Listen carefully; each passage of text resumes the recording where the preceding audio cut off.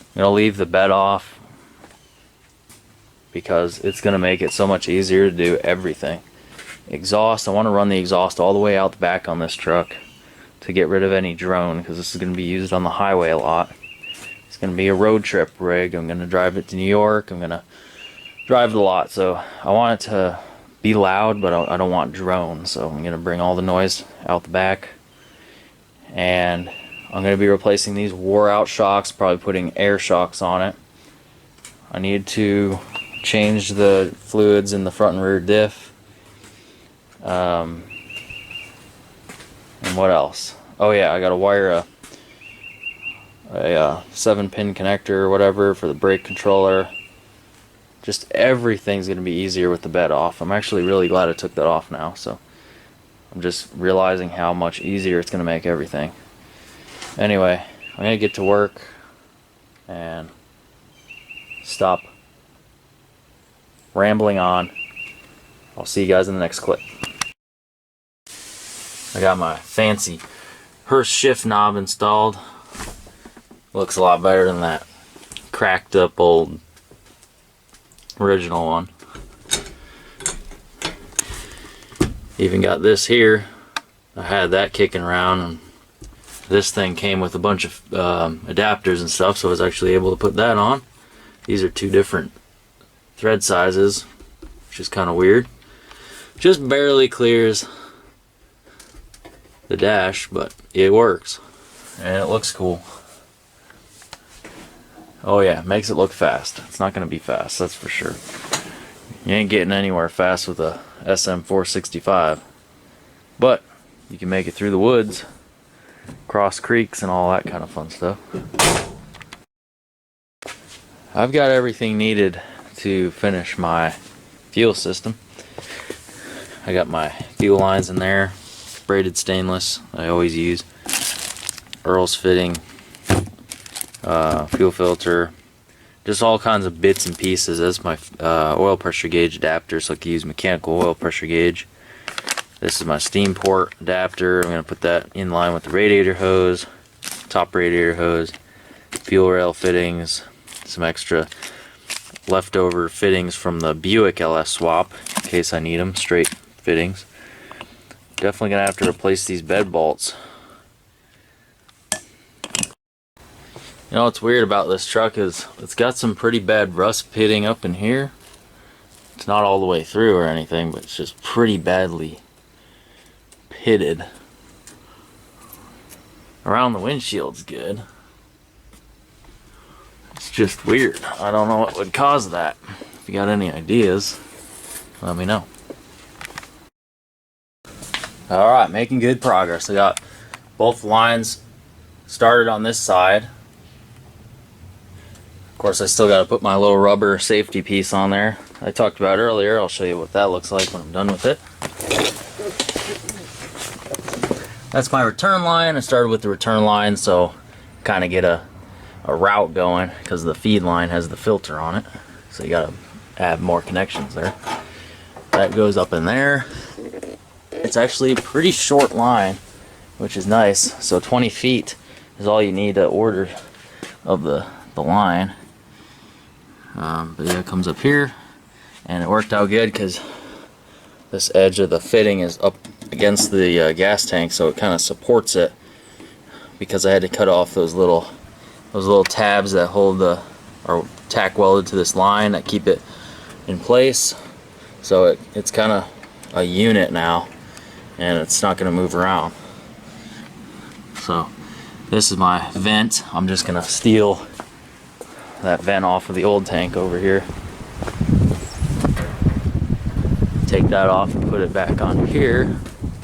That should be good, but right now I'm fixing to cut it where I have the tape wrapped around, and that's where my filter is going to be. It's going to land right in that straight stretch right there, so it'll be easy to get to and clean. I got the cleanable style, you know, Earl's fuel filter I showed earlier. You can just take it apart. It's got screens in there, and you can just take some brake cleaner to it, clean it right out, put it back together, and be good to go. So I'm going to get after it here, and I definitely figured out why my fuel gauge didn't work on the other one.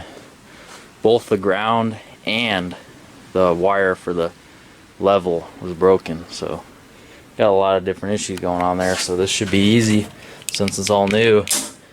My ground wire, just gonna ground it on the side here somewhere, and I gotta cut this connector off. Actually,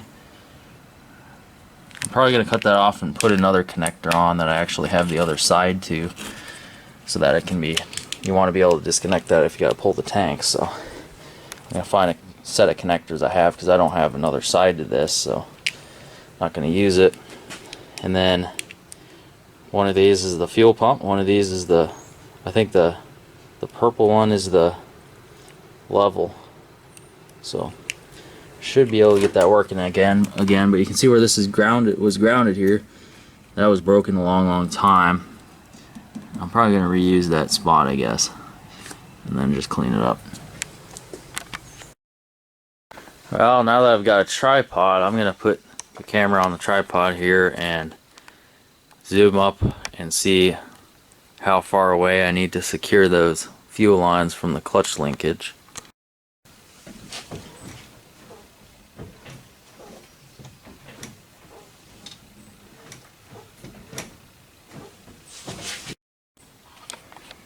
Alright, well, it doesn't move nearly as much as I thought it did, so I think it'll be fine right where it is. Just make sure it's not going to touch the steering column. Yeah, I think it'll work out just fine. Alright, the fuel system is done. See, I got it all routed through there, just above where the steering shaft turns. Even ran my fuel pump wire up, 10 gauge wire up through.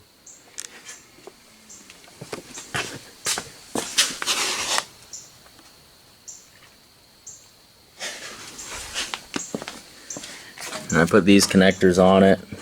I couldn't find any other connectors that would work, so I just used those connectors, and that way I'll be able to just unplug it if I have to drop the tank.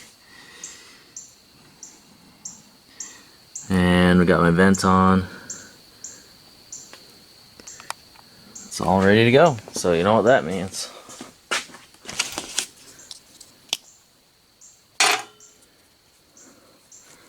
Where is it? Fuel system.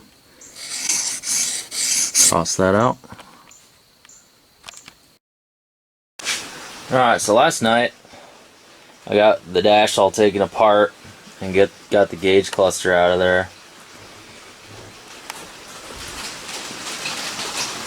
Tried to be careful not to break anything. I'm not too worried about the dash. It's already all cracked up, but I'm just going to use it because I was like, you know what? I got it out, so maybe I'll just replace it. But looked them up, and they're about $300 for just that piece. So no, not going to do that. I'm just going to slip that back in there and call it good when I'm done with this project. So what I'm doing is, you know, you can buy a fancy aftermarket gauge cluster and stuff, but once again, expensive.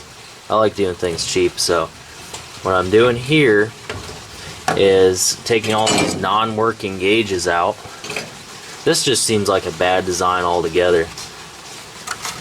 I've never had one of these apart before on a square body. Well, I've never had a square body before, so this is my first square body altogether, but this seems like a really bad design back here.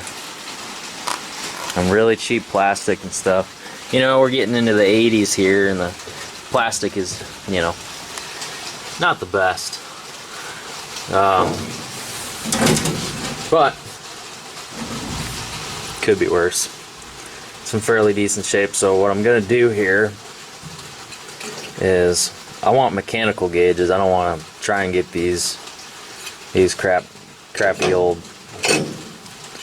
you know, electronic, digital, whatever gauge is working. So I'm going to try to fit these aftermarket ones in here like this. I got this oil pressure gauge that came off of some other project, and I'm going to put that probably in the top where it's easiest to see.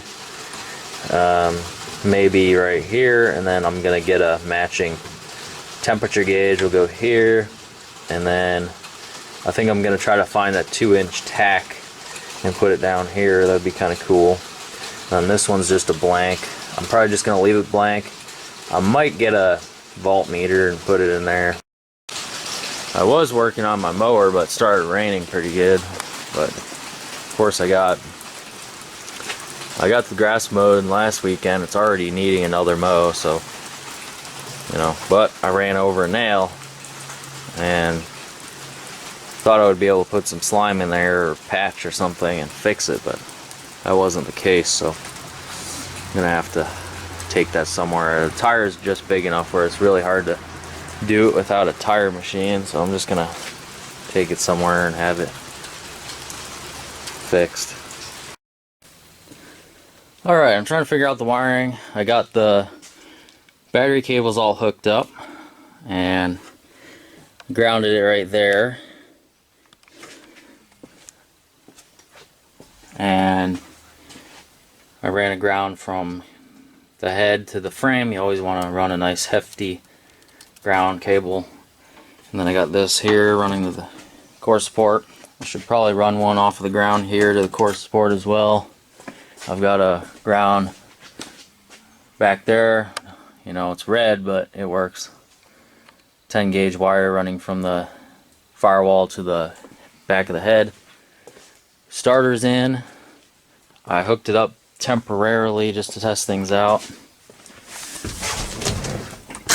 We got headlights. It turns over. So that's a start. Awesome.